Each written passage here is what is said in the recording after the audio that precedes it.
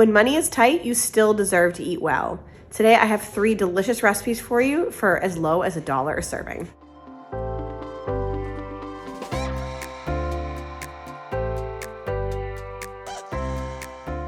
Welcome to Meals with Maria. Whether you're rolling in the dough or you don't feel like you have 2 quarters to rub together, or is it pennies? I don't remember the actual saying.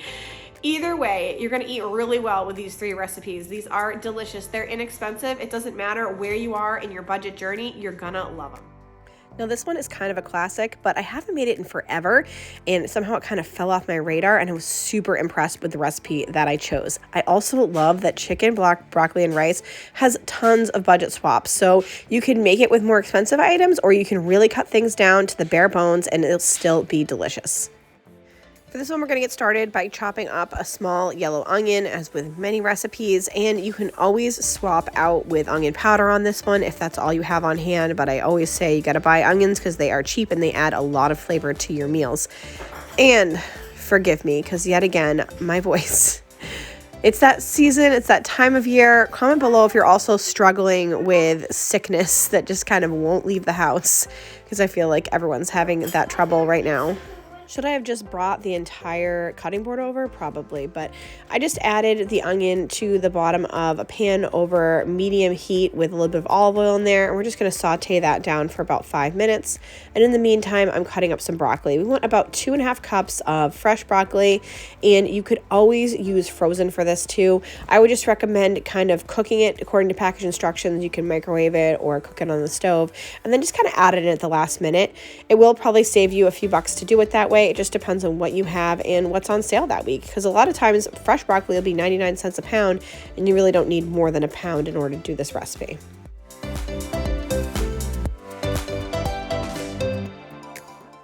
For the chicken in this recipe, or you can use really any protein that you like, but chicken is really good in it, I only used 10 ounces of chicken breast. So it's such a small amount we're a family of 5. I mean, the kids don't eat too much, but there was definitely a solid 4 to 5 servings of plenty of like healthy, hearty meal here.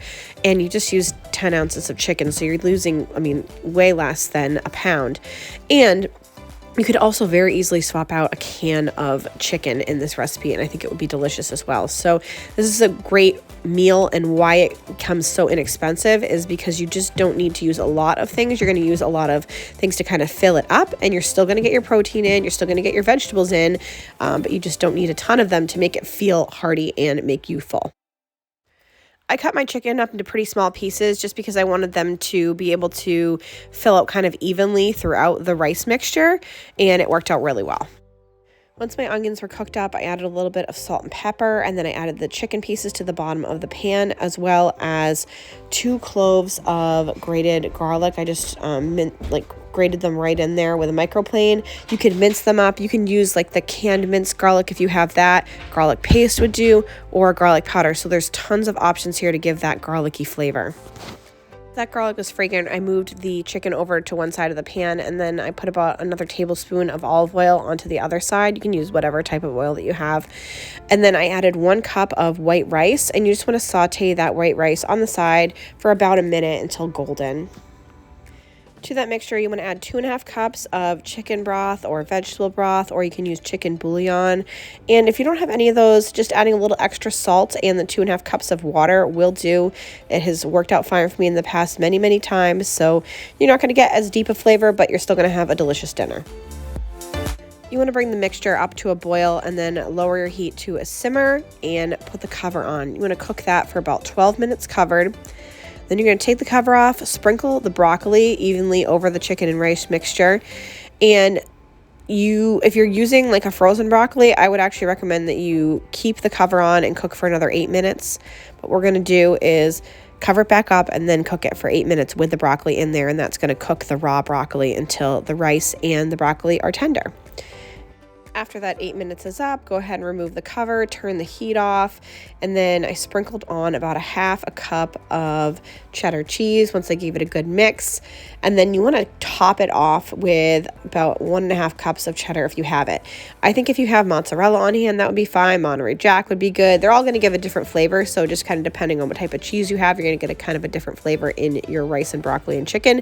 But whatever you choose, it's still going to be delicious. Oh, the food bandit strikes again. Dan caught on camera stealing my cheese. Or is it like, who moved my cheese? Who stole my cheese? It was Dan. All right, regardless of the missing cheese, this dish was absolutely delicious. I know it's such a classic, but we're like, why did we not have this for so long? The kids devoured it. They absolutely loved it, and so did my husband. And overall, we're like, we need to make this more often. This is such an easy one. It's so inexpensive. You are going to love it. I mentioned in a recent video that I was a little weary of lentils sometimes, but I've been trying to cook with them a lot more after I had a really good soup experience, and I will post the video where I noted that and put the soup recipe down below.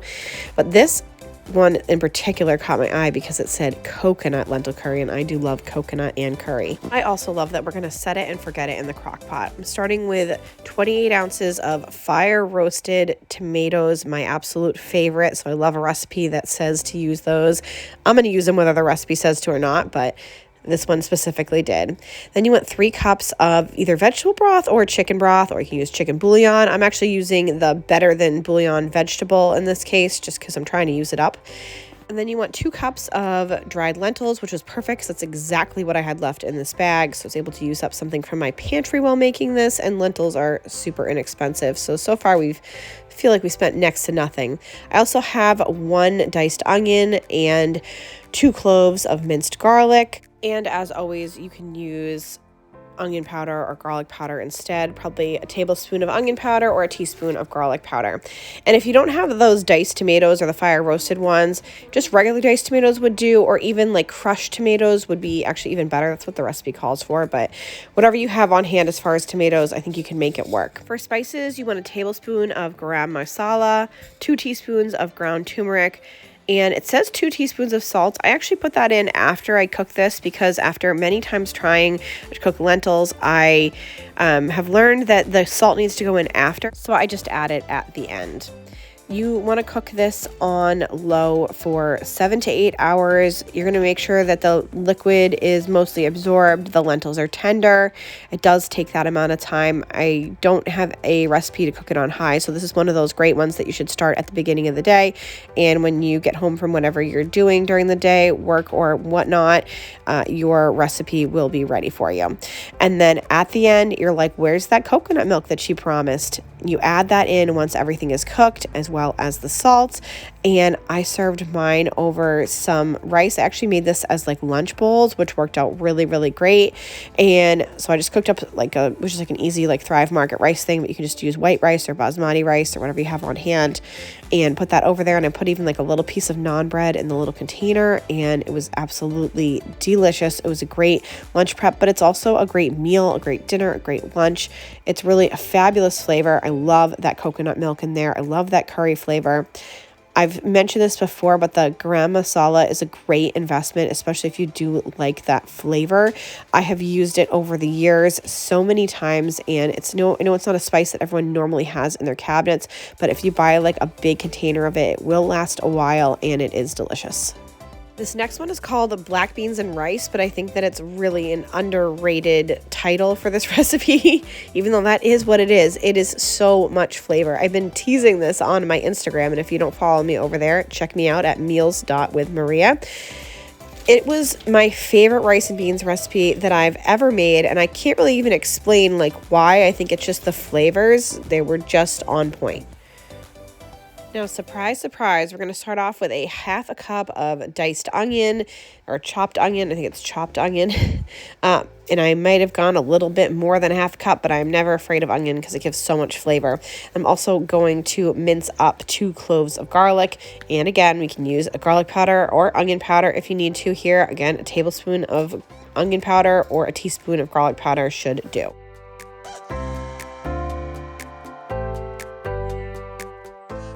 In a stock pot over medium heat, you want to add about a tablespoon of oil. And we have Ben in the background here, like seriously lounging. A lot of times when it's dinner time, I just let him watch a little Cocomelon. That is his favorite thing to watch. And as a mom, it's like you just sometimes, like if you need to make dinner, TV is your friend. Don't feel guilty about that if it's, as long as it's not all day long. I mean, even if it is, there are just times. But dinner especially, I give that as a free time for him to just relax, and that way I can get done what I need to get done. We're going to cook those onions over that medium heat for a few minutes, about 4 minutes, until the onion is, like translucent, the regular cooking of the onion. Then you want to add in 1 cup of white rice and your garlic. You want to saute that for a couple of minutes, and then you want to add in 1 can of drained and rinsed black beans, about a cup of frozen corn. I just had like the rest of this, like it was like a fire roasted corn from Whole Foods or something. You could use a can of corn too, whatever you have on hand will do. It probably was a little more than a cup too, but in something like this, it's so forgiving.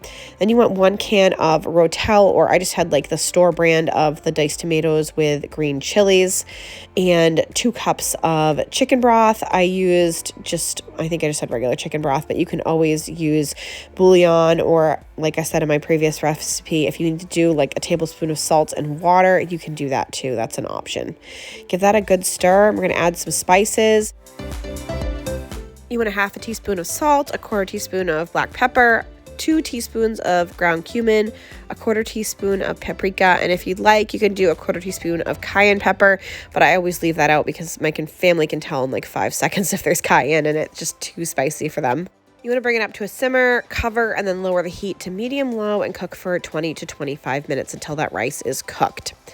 At the end, you want to add in, I just did like the juice of 1/2 of a lime. I think it's like 2 tablespoons, but whatever you have on hand. Also, if you have like one of those containers of lime juice in the fridge, you can always use that.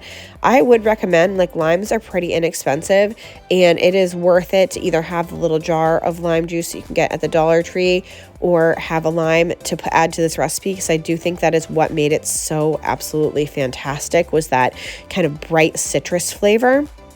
And I was surprised, you can kind of see there that my rice actually kind of stuck to the bottom, but for me, like, that is everything. Like, it's actually like a little bit crispy and delicious. So your choice on how you like it. If that's kind of too much for you, you might want to like lower the heat a little bit more, or cook it even a couple minutes less, but it was perfect for us. And then the great thing about a meal like this is you can make it your own. So if you have sour cream on hand, you can add it. If you have salsa, if you have scallions or cilantro or guacamole, you can add any of those things. Fresh shredded cheese, or even a protein. So if you have some, grilled chicken, or some shrimp, or even like some ground beef, like some taco meat, it would taste great in this. So any sort of protein that you want to add to it, you could absolutely do that. You could probably even cook this up with a can of chicken right in it, and it would be really fantastic. So very, very versatile meal, super inexpensive. I mean, I'm thinking like a can, like these couple cans of things, corn,